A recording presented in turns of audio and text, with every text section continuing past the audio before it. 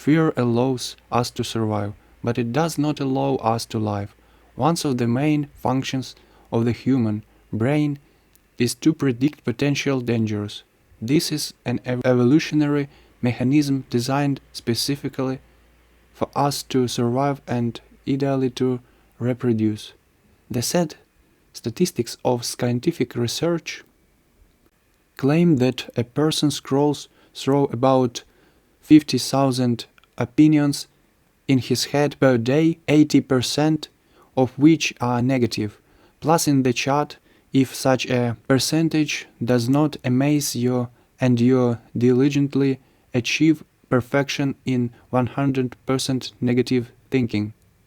The brain is constantly trying to assess our position in society, how much resources are available to us, what potentially dangerous things can happen tonight, tomorrow, and in 5 years. The broth of negative thoughts is consistently seasoned with a return to the past, so that we can properly immerse ourselves in the very event where we did not find anything to say, looked away, and perhaps even ran to the office toilet to cry. We try to draw conclusions in order to avoid such dangers in the future. And in fact, with such negative thoughts, we spoil our present. Why? Why even understanding the primitiveness of the evolutionary mechanism do we continue to wind ourselves up? Why instead of thinking about our own business, which will provide a carefree life somewhere in the Maldives, do we constantly imagine frightening events that in the overwhelming majority will never leave the walls of our heads? The answer is that about 90% of our experience as a species of Homo sapiens we spend not in cities and offices, but in the wild, living in small tribes. For millions of years, our brain was formed under the influence of the consistent threat of predatory animals, hunger and attacks by strangers. Today, a saber-toothed tiger will not jump out at an IT specialist who orders his latte with lactose-free milk from ladybugs, but the brain of this IT specialist continues to scan reality for potential dangers. And why did my boss look at me like that yesterday? Maybe I did something wrong, and he is already planning to fire me. What if my girlfriend likes the hot dog vendor across from her school? Artificial intelligence is looking too close to my profession, and soon I will look at GPT chat the same way cashiers look at self-checkout machines, and so on and so forth. Once again, the human brain was formed over millions of years in an environment of total dangers. Cities, writing, civilization, these benefits appeared only a few thousand years ago. Industrialization began only 300 years ago, and our social networks, the internet, the smartphones, are only a couple of decades old. Think about this scale. Progress has happened so quickly that old people find themselves in a new world. For a significant number of Homo sapiens, the task of survival is off the agenda.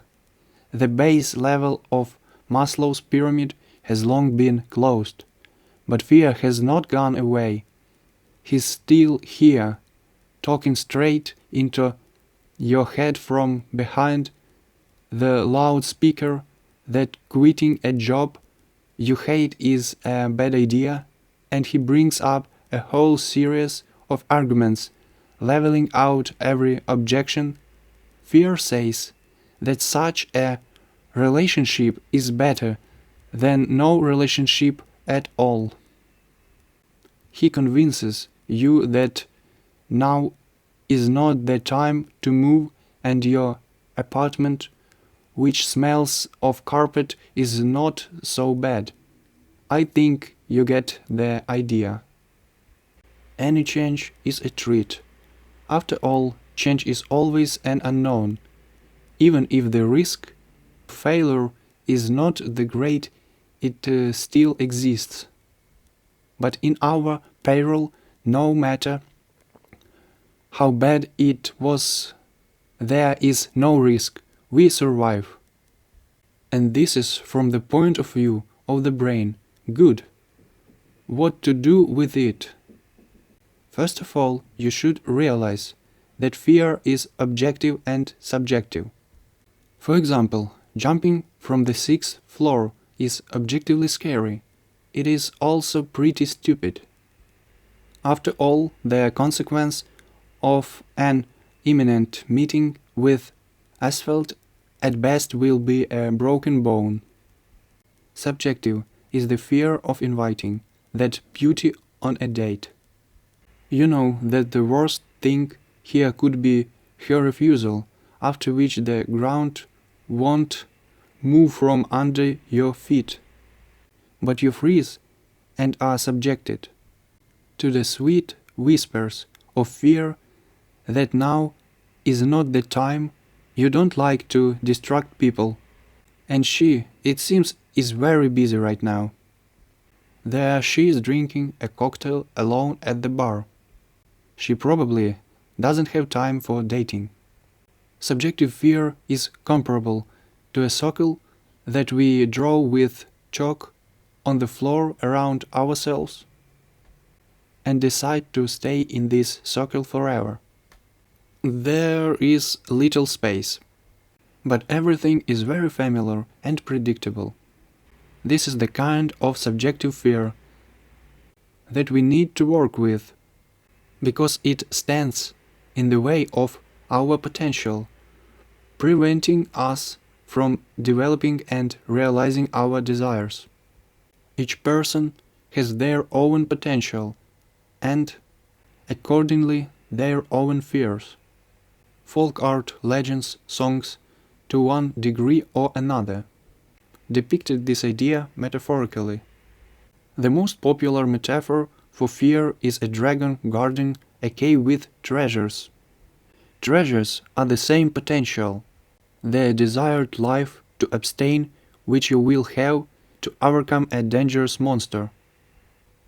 Esoteric practices also depict fear as guarding the passage to the next level.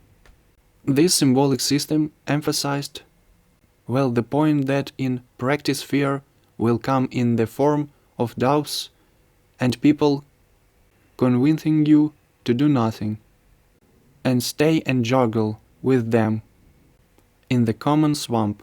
Okay, we've sorted out subjective fear. Now you need to find the path leading to the cave with treasures. To do this, you need to ask yourself a number of key questions with a common subject. Where is there fear in my life? What am I afraid of? What have I been putting off for a long time?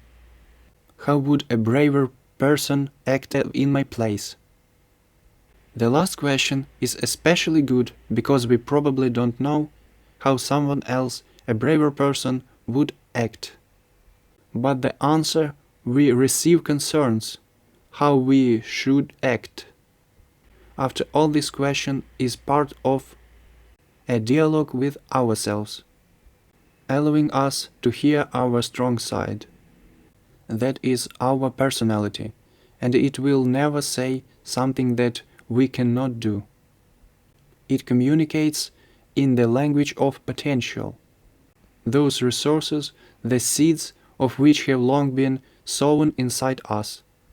So perceiving fear not as a stop sign, but as a road forward, we get directions to a cave with treasures.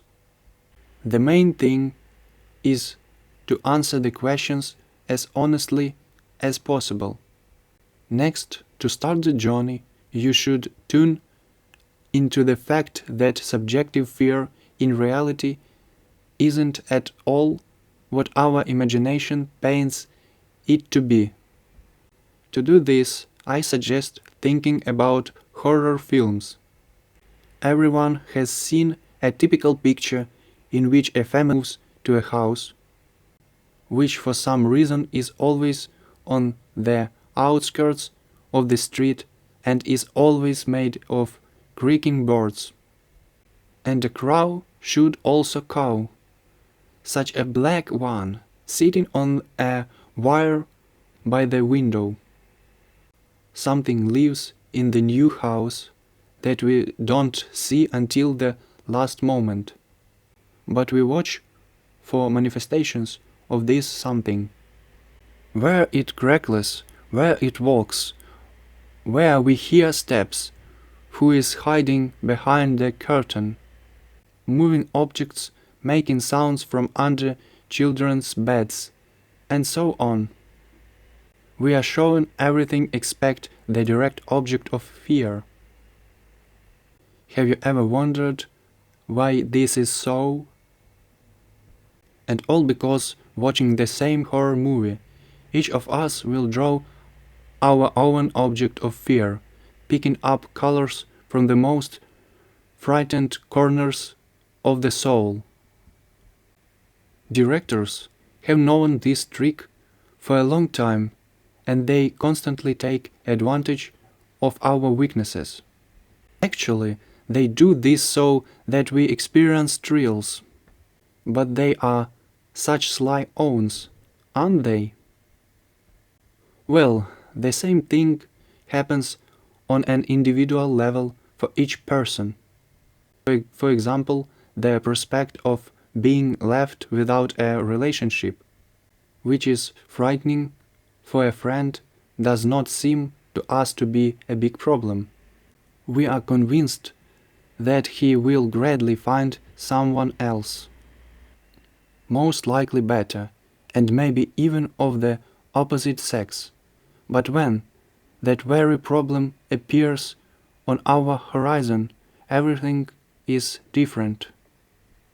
It is at such moments that we need to remember horror movies and constantly remind ourselves that our subjective fear is a 100% exaggeration.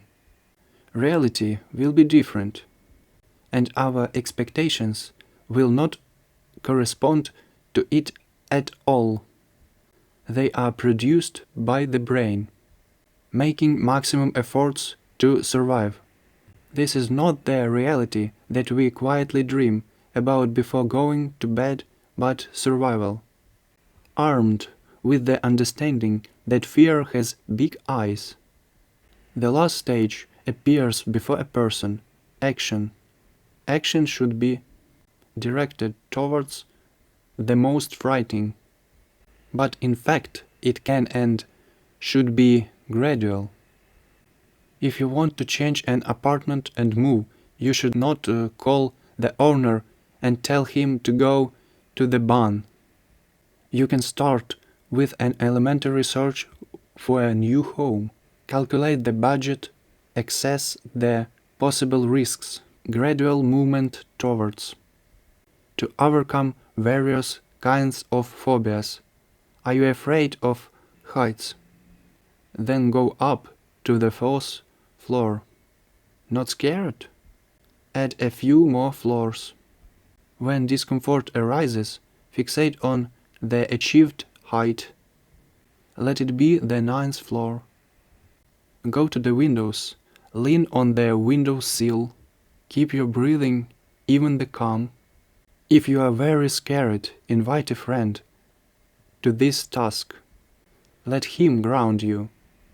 The task is to feel comfort on this floor. When it is achieved, move higher.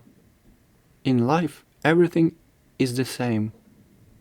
The monster disappears from under the bed only when we look there, if there is no specific goal and nothing scary.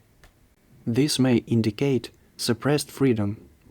When a person has not listened to himself for a long time, has not realized his own desires, and therefore, over time, has lost the ability to understand them. In this case, there may not be any obvious fear. Life will seem dull and grey. Then you should pay attention to the little things that cause the avoided discomfort. This could be a banal setting of boundaries at work with the same colleague. It could be an old conversation with a neighbor who dances and listens to loud music at 2 in the morning, living on the floor above you. Or maybe you have long wanted to sign up for yoga, but you are embarrassed by the sight of your buttocks in a face-down pose. Take these steps gradually and the road will open. Because these are all little things, but in fact, they are the case to new, more serious challenges. Overcome them, the next ones open. The most important thing here is to start acting. Take the first step into the unknown. Step into the darkness as a predator, not as a victim. And the brain will begin to rebuild neural connections. Fears will gradually be removed one by one, remaining in the past. And you will receive your treasures. And believe me, it is worth it. Thanks for watching. So this episode has come to an end. If you liked the episode, give it a like, write comments, and click the bell to be first to know about the next episodes.